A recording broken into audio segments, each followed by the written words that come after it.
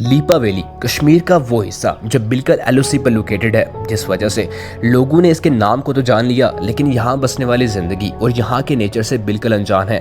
और ज़िंदगी का यही रंग इन मैदानों को हरियाली से भर देता है, वो रंग जो इन पहाड़ों में बहते पानी में नजर आता है। और इन्हीं रंगों से भरे पहाड़ों में बसने वाली ज़िंदगी को करीब से जानने के लिए हमने मुजफ्फराबाद से अपना सफ़र शुरू किया।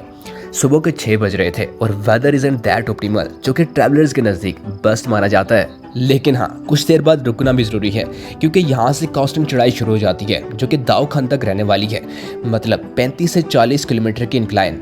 और रास्ते में आपको छोटे छोटे बाजार भी मिल जाएंगे जहाँ से ज़रूरियात की तमाम चीज़ें ली जा सकती हैं। और जैसे ही आप रशिया बाजार को क्रॉस करेंगे, लीपा वैली जाने के आपको 2 ऑप्शंस मिलेंगे, लेकिन आपने मोजी गली वाला रास्ता ही चूज़ करना है to witness such scenic beauty and harsh reality as well.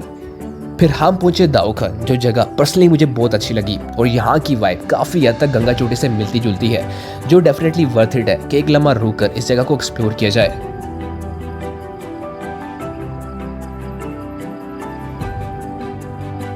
Unfortunately मैं जगह कुछ ज़्यादा क्लिप्स ऐड नहीं कर सकता, क्योंकि यहाँ पर कुछ अहम फौजी तनसीबात भी हैं। फिर यहाँ से आगे वैली की तरफ ग्रेजुअली डिसेंट स्टार्ट हो जाता है, जो काफ़ी हद तक चैलेंजिंग भी है। लेकिन जैसे ही आप इस चैलेंज को अबूर करते हैं, ये वैली आपको रिवॉर्ड करती है एक बहुत ही प्यारी जगह से, जिसे काफ़ी लोग मिस कर देते हैं। लेकिन हमने ये गलती नहीं की। इस जगह का नाम है मोजी, जो बेहद प्यारी जगह है। और पहली नज़र में लगने वाला कुब्रिस्तान इतना लश ग्रीन हो सकता है, ये हमारे ख्याल में भी ना था।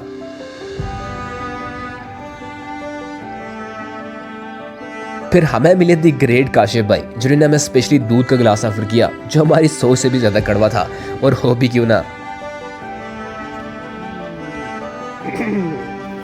फिर काफ़ी वक्त गुजारने के बाद ना चाहते हुए भी हमें जगह को छोड़ना पड़ा। फिर मजीद 20 से 25 मिनट की ड्राइव के बाद हम फाइनली पहुंचे कैसरकोट, जिसे मैनली लीपा वैली के मरकज़ के तौर पर जाना जाता है। और शमशाबरी तक जाने के लिए आपको यहाँ से लेफ्ट साइड पर जाना होगा। फिर मजीद 15 से 20 मिनट की ड्राइव के बाद आप जा पहुँचेंगे लीपा वैली के राइस फील्ड्स में, जिन्हें देखने के बाद I was totally speechless. Specially शाम के वक्त जब सूरज की रिफ्लेक्शन पड़ती है और आसपास के पहाड़ इन धान के खेतों में सिमटे हुए नजर आते हैं।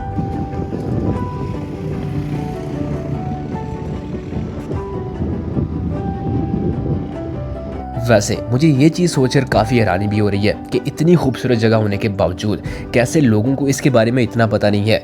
स्पेशली यहाँ का लैंडस्केप जो ज़िंदगी से काफ़ी बड़ा नज़र आता है, डिस्पाइट के ये विलेज एलओसी से इतना करीब है। और इसी वजह से इस पूरे एरिया में ड्रोन्स उड़ाना अलाउड नहीं है। एंड जस्ट इमेजिन इस वैली का ड्रोन व्यू कितना ही प्यारा होगा। बाय द वे, इस एरिया के 2 से 3 किलोमीटर के रेडियस में मठाकुंडी बेला के नाम से एक मैदान है, जिसकी तलाश में हम निकल पड़े। और इसी रास्ते पर हमें ये पुराने वुडन स्ट्रक्चर हाउसेस देखने को मिले, जिनकी दीवारें पत्थर और मिट्टी को मिलाकर बड़ी नफासत से बनाई जाती हैं, जिस वजह से भी लीपा वैली एक मुनफरिद पहचान रखती है। इससे पीछे थोड़ा ग्राउंड भी है, लेकिन क्योंकि आप लोग लेट हो चुके हैं, लेकिन फिर भी ट्राई करते हैं कि बाइक पे हम उस जगह को कवर कर रहे हैं। फिर इसी वाटर स्ट्रीम को फॉलो करते हुए चुनिया पार्क से गुजर कर फाइनली हम जा पहुंचे मठाकुंडी बेला, जो काफ़ी पुरसकून और बेहद खूबसूरत जगह है। उस वक्त वहां पर एक क्रिकेट मैच भी चल रहा था, जिसे हमने रुककर काफ़ी टाइम एंजॉय किया और साथ में कार्ड्स भी खेले। यहाँ की वाइब इतनी प्यारी थी कि उठकर जाने का दिल ही नहीं कर रहा था। आखिरकार शाम होते ही हम वापस जा पहुंचे कैसरकोट, जहाँ सुबह का नज़ारा कुछ इस कदर खूबसूरत था।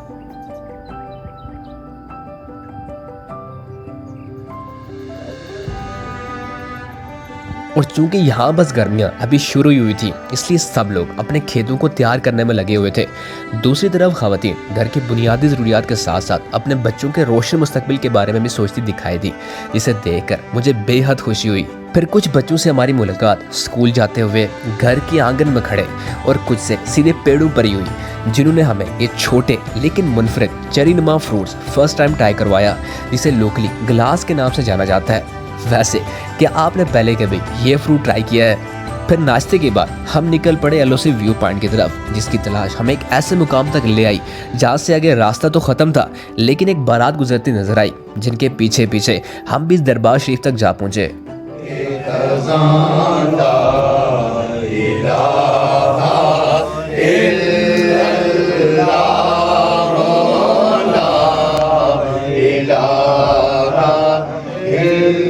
और फिर क्या था, वलीमे की दावत में ना सिर्फ शिरकत की बल्कि अपने घर का विजिट भी करवाया और ये हमें एलओसी व्यू पॉइंट तक भी ले गए।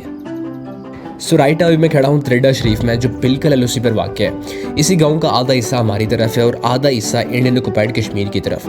ये नीचे सामने जो पहली चेक पोस्ट नज़र आ रही है ये पाकिस्तानी साइड पर है और इससे सीधी ऊपर जो दूसरी चेक पोस्ट है वो इंडियन ऑक्युपाइड कश्मीर में है, जहाँ पर इंडियन फोर्सेस काबिज हैं।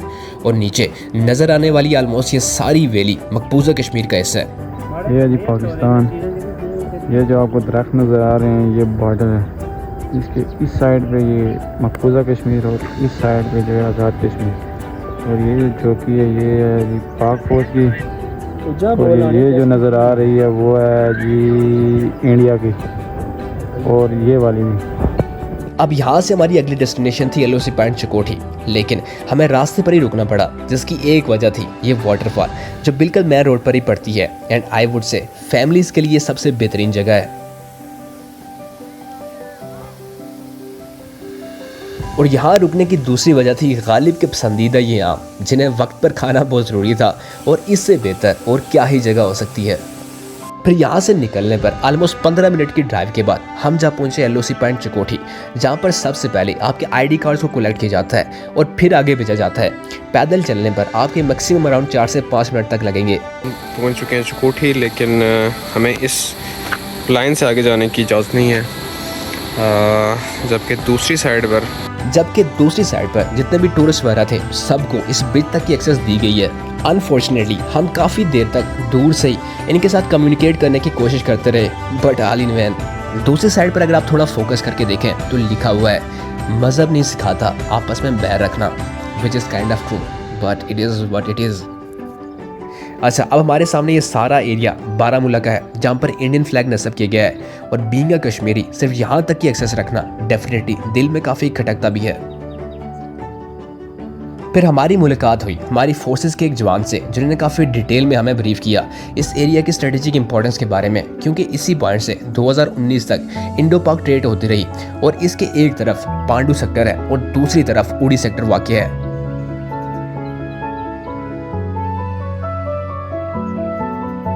ये है एलओसी और इस साइड पे ये पांडू सेक्टर।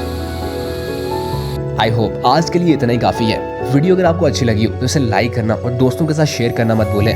मिलते हैं इसी तरह की किसी दूसरी वीडियो में, तब तक अपना और अपनों का ख्याल रखें। See you in the next one.